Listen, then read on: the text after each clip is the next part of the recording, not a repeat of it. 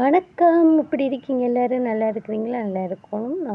இன்றைய பதிவு என்னன்னு சொன்னா, நான் கொத்துக்குளம் மாரியம்மன் கோயில் வரும்போது, நான் உங்களுக்கு கொத்துக்குளத்து மாரியம்மன் கோயில் வரலாறை பற்றி சொல்லுவோம்ன்றிருந்தேன். இன்றைய தருணம் கடல் நாச்சியம்மன் கோயிலும் நடந்து கொண்டிருக்குது. கொத்துக்குளம் முத்து மாரியம்மன் கோயிலும் நடந்து கொண்டிருக்கு. 2க்கும் 2யும் சேர்த்து ஒரு இதை பதிவாக போடாமல் இன்றைக்கி நான் கொத்துக்குளம் முத்து மாரியம்மனை பற்றி மட்டும் இன்றைக்கி போட்டு கொண்டிருக்கிறேன். ஈழத்தில், அதாவது எனக்கு ஈழம் என்று சொல்வது தான் எனக்கு பிடித்ததைத்தான் சொல்ல விரும்புகின்றேன் மக்களே. இலங்கை, அதாவது இலங்கை அன்றைய காலத்தில் அது ஈழமாக இருந்தது. தற்போதும் ஈழத்தில் இருந்து திருப்பி புதுப்பிக்கப்பட்டிருக்கு. இடைக்காலத்தில் இலங்கை என்று வந்திருந்தது. அதில் ஈழம் என்பது எனக்கு பிடித்தமானது. அன்பு சகோதரங்களே, ஈழத்தில் 9 கன்னியர்கள் தோணியில் வந்ததாக ஒரு வரலாறு இருக்கின்றது. அந்த வரலாற்றிலே 9 கன்னிகளும் அந்த படகின் ஊடாக வரும்போது ஒவ்வொரு இடத்திலும் இறங்கியதாக அந்த வரலாற்றில் இருக்கின்றது. அப்படி இருக்கும்போது கொத்துக்குளம் சின்ன ஊரணி ஆற்றின் கரையிலே இறங்கி அந்த கன்னி அந்த ஆலமரத்தடியில் இருந்ததாக அந்த வரலாறு இருக்கின்றது. அந்த அந்த அந்த அம்மா மக்களுக்கு கனவுகளில் போய் தான் இப்படி இறங்கியிருப்பதை காண்பித்து தனக்கு ஒரு கோயில் கட்ட சொல்லி திருச்சடங்கு நடக்க சொல்லியுமாறும் பணித்ததாகவும், அந்த ஆலயம் புதுப்பிக்கப்பட்டு சடங்குகள் செயல்படும் போது எண்ணெய் மூலம் எரிவதற்கு பணம் இல்லாத போது ஆற்று நீரை விளக்கு வைத்து பணித்த கதையும் இருக்கின்றது. ஒரு பூசகர் ஆசையாக மீன் வாங்கி அவருக்கு சாப்பிட விருப்பமாம். அந்த மீனை வாங்கி எடுத்துட்டு செல்லும்போது ஒருவர் இது பார்த்துட்டு, இது என்ன, இது மீன் வாங்கிட்டு போகிற, நீ ஐயர் இல்லான்னு சொன்னால், இது மீனிலேயே புத்தகம் என்று சொல்ல, அதை திருப்பி காட்டும்படி சொல்ல அது புத்தகமாக இருந்ததாகவும் இந்த வரலாறு. பக்திக்கும் இதுக்கும் ஒன்றும் இல்லை. அதே தருணம் இந்திய இராணுவம், சிங்கள பௌத்த ஆர்மி அத்தனை பேர்களும் அந்த கோயிலை சுற்றி என்ன சொல்கிறது, அதில் இருந்து, அதாவது இந்திய இராணுவம் இலங்கை இராணுவங்கள் முகாமிட்டு அங்கே இருந்தபோது அந்த தாயினுடைய தட்டு தாம்பாளம் எல்லாவற்றையும் பாவித்திருக்கின்றார்கள் அன்றைய காலப்பொழுதில். அப்படி அட்டகாசம் செய்யும்போது அவர் கோவனை கொண்டு அம்மனுடைய தங்கத்தகடையும் பண்டிரத்தத்தை ஊற்றி தங்கத்தகடையும் அதை தங்கத்தகடை எடுத்ததாகவும் சொல்லியிருந்தார்கள். அதன் போது அந்த ஆமி அவ்வளவு பேருக்கும் தாயினுடைய கொடூர கோபத்தினால் அம்மாள் போடப்பட்டு கிட்டத்தட்ட 2-3 பேர் செத்ததாகவும், அந்த அம்மாளுடைய கொடூரம் தாங்க முடியாமல் அதை விட்டு நகர்ந்ததாகவும் என்னுடைய பாட்டி விட்டு பாட்டி சொல்வார் இந்த கதைகள். எனக்கு ஓரளவு எப்படியும் ஒரு 5-6 வயசு இருக்கும். அது நடக்கும்போது அம்மாள் வந்த கதையெல்லாம் சொல்லியிருந்தார்கள். எனக்கும் தெரியும் அந்த கதைகள். ஆனால் எனக்கு என் பாட்டி விட்டு பாட்டி தான் சொல்லியிருந்தார் இந்த கதை. அப்படி உன்னதமான கோயில். அதை திரும்பி செய்கிறதற்காக செய்யும்போது அந்த மேசலார் அந்த கருவறையை பூசிக்கொண்டே இருந்திருக்கிறார். மாலை 5:30 ஆகிவிட்டது. அப்போ கொத்துக்குளம் முத்துமாரியம்மாள் அசரீதி கட்டியிருக்கிறது. என்ன, நீ இன்னும் முடிக்கலையா, நான் குளிக்க போகிறதையாண்டு அவர் மயங்கிய நிலையில் தான் வெளியேறியதாகவும், அப்போ இங்கே அம்மாள் இருப்பதாக அவர் கூட அந்த ஆலயத்தில் சொல்லியிருக்கின்றார். அன்றைய நிமித்தம் அந்த கோயில்கள் பேசப்பட்டு தொடர்ந்து சடங்குகள் நடக்கப்பட்டு இப்போது அது உற்சவமாக்கப்பட்டு, அதாவது ஒரு சிலவரின் தவறான செயல்களால் கொள்கைகளால் அது உற்சவமாக்கப்பட்டு மௌனமாக்கப்பட்டு, அதான் கவலைக்குரிய விடயம், மௌனமாக்கப்பட்டு அந்த பூஜைகள் நடைபெற்று கொண்டுள்ளது. திருவிழாக்கு 10 நாளும் நடைபெறும். ஆனால் அங்கு இருக்கின்ற அம்மாள் சரியான விசேஷமானவள். அதை யான் அறிந்திருக்கின்றேன் என்பதனால் தான் இதை சொல்லுகின்றேன். கடைசி திருவிழா தீர்த்தத்துக்கு முன்னாடி அந்த கடைசி சடங்கு, கன்னிமார் சடங்கு, பானக்கம் கரைச்சி அந்த திருச்சடங்கு செய்கின்ற செய்கரியம் அவ்வளத்தையும் ஒரே நாளில் செய்து அவை திருப்திப்படுத்துகிறார்கள். அது அவர்களுக்கு தெரியும் தாங்கள் செய்வது தவறு என்று. 10 நாள் செய்ய வேண்டிய வேலையை ஒரே நாளில் அதை நிறைவேற்றி கொள்கின்றார்கள். ஏனென்றால் தாயினுக்கு அதை சமர்ப்பித்து அதை ஆமோதிக்கின்றார்களே தவிர அவர்கள் கொஞ்சமாவது உணர்கின்றார்களா? 10 நாளும் அவைக்கு செய்ய வேண்டியதை செய்திருந்தால் இன்னும் பேசியிருப்பாளே என் தாய் என்று. அவர்களுக்கு என்ன காரணம்? அவர்கள் ஏதோ ஒரு கொள்கையை வைத்திருக்கின்றார்கள். சகோதரங்களை நான் சொல்கின்றேன், இந்த வழமையாக வருகின்ற சடங்கு திருச்சடங்கு செய்கின்ற ஆலயங்களில் இப்படிப்பட்ட செய்காரியங்களை நீங்கள் உற்சவமாக கொண்டு வரும்போது, அந்த பேசுகின்ற தெய்வத்தை நீங்கள் அடக்கும் போது உங்களுடைய வாழ்க்கை உயர்வு அடையும் என்று நீங்கள் நம்புகின்றீர்களா? அப்படி அல்ல. 10 நாள் நடக்க வேண்டிய சடங்குகளை நீங்கள் மூடி மறைத்து திருவிழாக்களாக செய்து கடைசி நாள் அவைக்கு கொடுக்கின்ற வேளை, 10 நாள் சாப்பிட வேண்டிய சாப்பாடை ஒரு நாள் சாப்பிட்டு அவை திருப்தி கொள்வாளா? அதை நீங்கள் சிந்திக்க வேண்டும். இந்த கொத்துக்குளத்து முத்து மாரியம்மாளை பற்றி நீங்கள் ஏன் இவ்வளவு பேசுகிறீர்கள் என்றால், கொத்துக்குளத்து முத்து மாரியம்மை இருக்கட்டும், மாமாங்கீஸ்வரர் ஆலயமாக இருக்கட்டும், மாவடி பிள்ளையார் ஆலயமாக இருக்கட்டும், மாமாங்கீஸ்வரர் ஆலயமாக இருக்கட்டும், கொக்கட்டிச்சொடி தாண்டவண்டீஸ்வரராக இருக்கட்டும், இவ்வளவு ஆலயங்கள் திருக்கோணேஸ்வரர் அதாவது திருகோணமலையில் இருக்கின்ற திருக்கோணேஸ்வரர் ஆலயமாக இருக்கட்டும். இதனோடு எனக்கு அந்த ஒட்டி பிணைந்த பிணைப்பு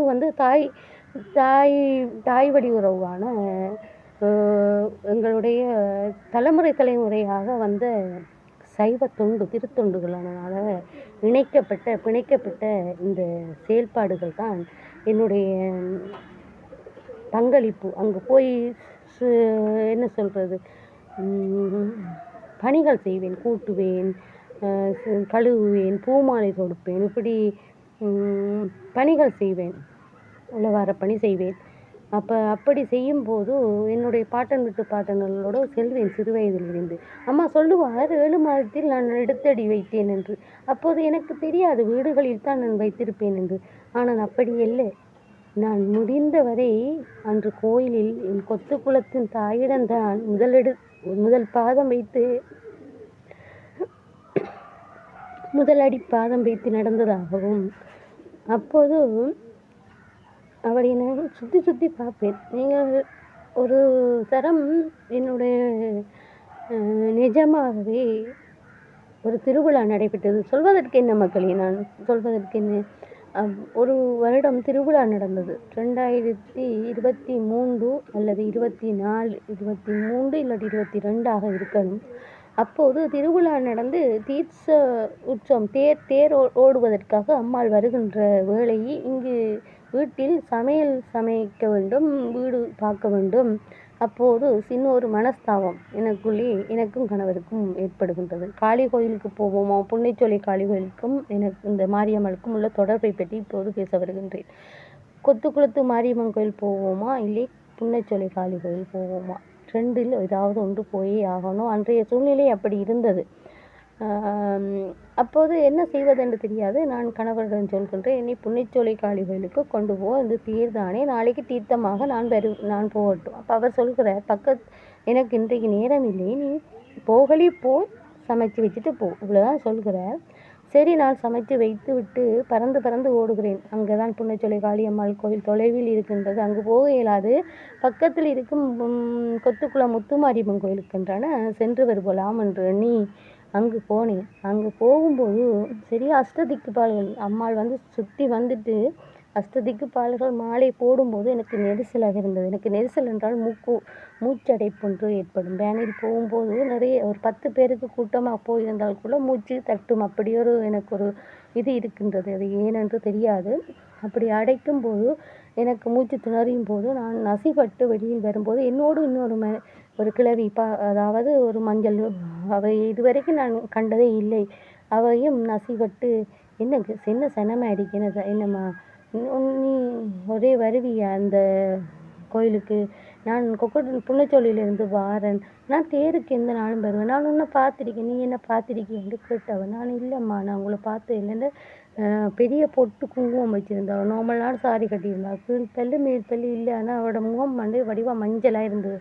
அப்போ நான் நீ பாரு இனி ஒவ்வொரு முறை தேருக்கு நான் வருவேனான்ட்டு போனவ இங்கே போனவன்ட்டு நான் தேர் சுற்றி இழுக்கும் வரைக்கும் அவள் தேடுனேன், நான் கிடைக்கல. இப்போ என்ன சொல்ல வாரேன்டா, அந்த தாயி எனக்கு அப்படி சொல்லியிருந்தாள். அதே மாதிரி தான் ஒரு முன்னுக்கு இப்போ கொத்துக்குளத்து முத்துமாரியம்மன் கோயில் இங்கே பார்ப்பீங்க, ஒவ்வொரு செவ்வாய்க்கிழமையும் அந்த மரத்தடியில் இருக்கிற அம்மாளுக்கு தான் நான் பூஜை செய்து கொண்டு வருகின்றேன் ஒவ்வொரு செவ்வாயும். அந்த அம்மாளுக்கு ஒவ்வொரு மார்கழியும் பூஜை செய்யும் போது மழை விட்டுவிடும். அது என்னுடைய அன்பின் நிமித்தமா இல்லை அம்மாளின் அற்புதமா என்று தெரியாது. பூஜை செய்து வரும் பூஜைக்கு போய் பூஜை செய்யும் வரைக்கும் மழை பெய்யாது. ஆனால் வரும்போது சிறு துளியாக பெய்யும். வீடு வந்தவுடனே திருப்பி பழையபடி பெரிய மழையாக பெய்யும். இது நிச்சயமாக உண்மையாக சத்தியமாக 2017 இருந்து இது வருடா வருடம் நடைபெறுகின்ற உண்மை சம்பவம். நான் பொய் சொல்ல வேண்டிய அவசியம் இல்லை. அன்பு உறவுகளே, உங்களுக்கு தெரியும் இதை பற்றி. அடுத்த இன்னொரு விஷயம், இப்படி இருக்கும்போது நான் திடீரென்று ஒரு புன்னச்சோலை காளி கோயிலுக்கு போக வேண்டிய சூழ்நிலை. அப்போது நான் மனதில் நினைக்கின்றேன், அம்மா நான் அங்கு அமுதலையில் இருக்கும்போது உன்னை தேடி வருவேன், பக்கத்தில் இருந்திருந்தால் இன்று நான் சின்ன ஊரணியில் இருக்கின்றேனே, எனக்கு அங்கு வருவதற்கு வாகனங்கள் இல்லையே அம்மா, நான் எப்படி உன்னை வணங்குவேன், எப்படி உன்னை வணங்குவேன் என்று சொல்லும்போது தாய் கனவிலேயே திருவாசியோடு அப்படியே சர்வலோக மாதாவாக வந்து காட்சி தந்தாள். சின்ன ஊரணி கொத்துக்குளம் முத்துமாரியம்மன் நடுத்தெருவிலே அந்த திருவாசியோடு அம்மாளின் அலங்காரத்தோடு வந்து மறைந்தாள். அப்போது எனக்கு தெரியாது அவள் கொத்துக்குளத்து முத்துமாரிதான் அவள் என்பதை நான் உணர்ந்ததில்லை. அதன் அடுத்த கட்டம்தான் உணர்ந்தேன்.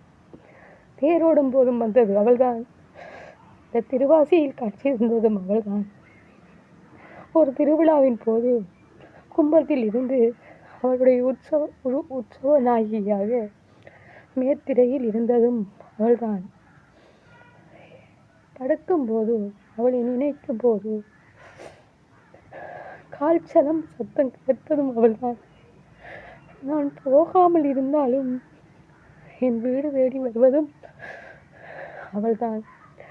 அவள் மூலம்தான் என் தகப்பனை என்னை அறிந்து நான் இப்போது தாயேன் தகப்பனை வணங்குகின்றேன் என்றால் அவளுடைய கருணைதான் என்பதையும், அவள் மூலம்தான் எனக்கு பெண் குழந்தை பிறந்தது என்பதும் சத்தியமான உண்மையே சத்தியமான உண்மை.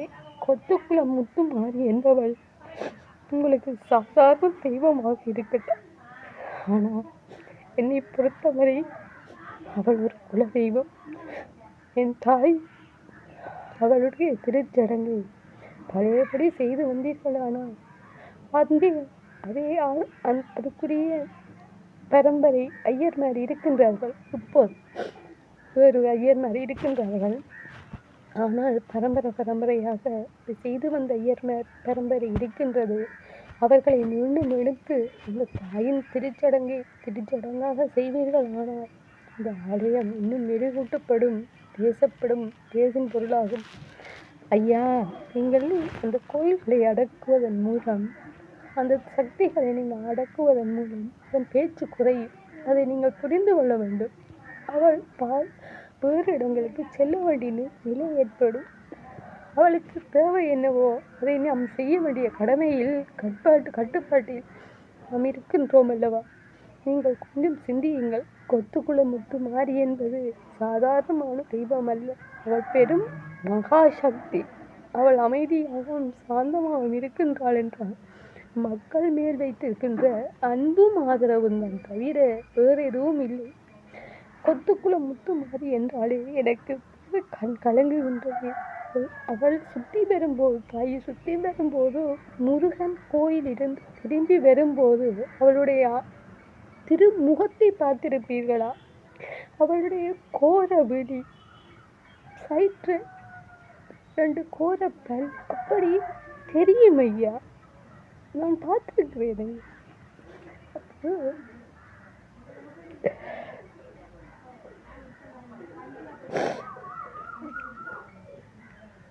அப்படி இருக்க கொத்துக்குளம் முத்துமாரி என்பவள் புன்னச்சொல்லி காளியம்மாளும் அவள்தான், முத்துமாரியும் அவள்தான்.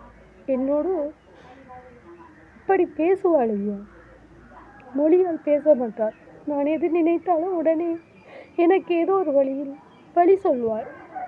இன்றைய அந்த போன் பிரச்சனையும் அப்படித்தான். தொலைபேசி தொலைந்ததும் உங்களுக்கு முகநூலில் பதிவு எல்லாம் செய்திருந்தேன். இவள் சாந்தமானவள் முத்துமாரி. ஆனால் புள்ளைச்சோடி காளி அப்படி இல்லை, சாந்தமானவள் இல்லை, உக்கிரமானவள். அவளை நாடியவரை கைவிட மாட்டாள். என்னுடைய பாடல் ஒவ்வொரு வரியிலேயும் நீங்கள் கேட்டிருப்பீர்கள். அந்த வரிகள் ஒவ்வொன்றும் அவளுக்காகவே புனையப்பட்டவை, புள்ளச்சொலி காளிகளுக்காகவே புனையப்பட்டது. அப்படி இருக்க அவளுடைய பாடலை நீங்கள் ஒவ்வொரு வரியாக ரசித்திருந்தால் அவளுக்கு பாடிய பாட்டு எதற்காக தெரிந்திருக்கும். நான் இன்றைய பொழுதில் கொத்துக்குளம் முத்துமாரியை பற்றி சொல்கின்றேன் என்றால் அவள் என்னை அன்பாலும் அரவணைப்பாளையும் அவள் செய்திருக்கின்ற அன்பையும் அருள் கடாட்சத்தையும் யான் பெற்ற பெருவரை இந்த இடத்தில் இப்படி இருக்கின்றேன் என்பதற்காகத்தான் பேசுகின்றேன். கொத்துக்குளம் முத்துமாரி என்பவள் மகா சக்தி.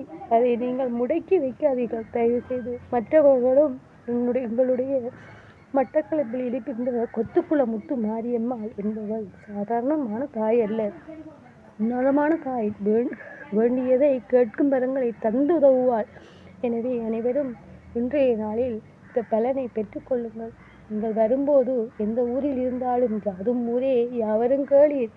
நீங்கள் ஈழத்தில் வந்திருந்தால் சின்ன ஊரணியில் இருக்கும் கொத்துக்குளம் ஸ்ரீ முத்துமாரி அம்மாளை தரிசித்து வாருங்கள். உங்களுடைய வேண்டும் வரங்களை கேட்டு பெற்று அவள் அண்டு உங்களுக்கு அருள் பாலிப்பாள். நன்றி, வணக்கம். ஈழத்து கவிமுரசு பாணி செல்வராஜா, ஈழத்திலிருந்து. நன்றி.